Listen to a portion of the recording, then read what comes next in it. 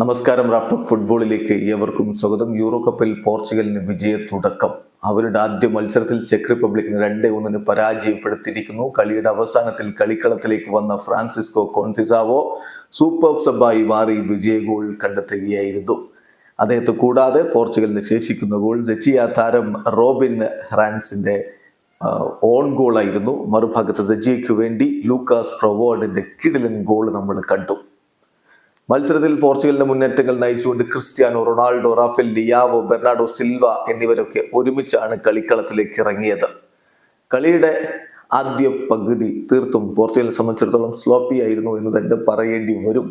എന്നാൽ രണ്ടാം പകുതിയിൽ പോർച്ചുഗലിനെ ഞെട്ടിച്ചുകൊണ്ട് പ്രൊവോർഡിന്റെ കിടിലൻ ഗോൾ, വല്ലാത്തൊരു സ്ട്രൈക്ക് തന്നെയായിരുന്നു അത്. 62-ാമത്തെ മിനിറ്റിൽ സെച്ചിയയ്ക്ക് ലീഡ്.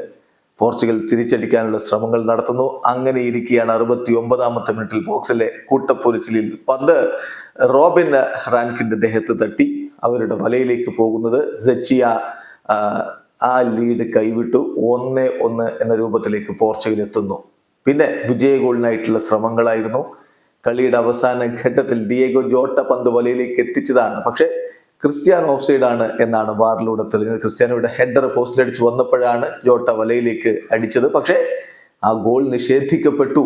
പോർച്ചുഗൽ ആരാധകർ നിരാശയിലേക്ക് എന്ന് തോന്നിച്ച ഘട്ടത്തിലാണ് സബ്സ്റ്റിറ്റ്യൂട്ട് റോളിൽ വന്ന ഫ്രാൻസിസ്കോ കോൺസിസാവോയുടെ ഗോൾ പിറക്കുന്നത്. ഒടുവിൽ പോർച്ചുഗൽ വിജയം പിടിച്ചെടുത്തുകൊണ്ട് ഇതാ യൂറോ കപ്പിൽ വിജയ തുടക്കം തന്നെ കുറിച്ചിരിക്കുകയാണ്. പോർച്ചുഗലിന്റെ സർവാധിപത്യം തന്നെയായിരുന്നു കളിയിൽ. പക്ഷെ നല്ല രൂപത്തിൽ ഡിഫെൻഡ് ചെയ്ത് നിന്ന സെച്ചിയ ഒരു കടുത്ത പോരാട്ടം തന്നെ കാഴ്ചവെച്ചു എന്ന് പറയേണ്ടി വരും. കളി കഴിഞ്ഞിട്ട് പോർച്ചുഗലിന്റെ കോച്ച് റോബർട്ടോ മാർട്ടിനസ് പറഞ്ഞതും അത് തന്നെയാണ്. അദ്ദേഹം പറഞ്ഞു, ഈ ഗെയിം തീർച്ചയായിട്ടും ഞങ്ങളുടെ ആധിപത്യമാണ്. കാരണം 13 കോർണർ കിക്കുകൾ ഞങ്ങൾക്ക് ലഭിക്കുകയുണ്ടായി.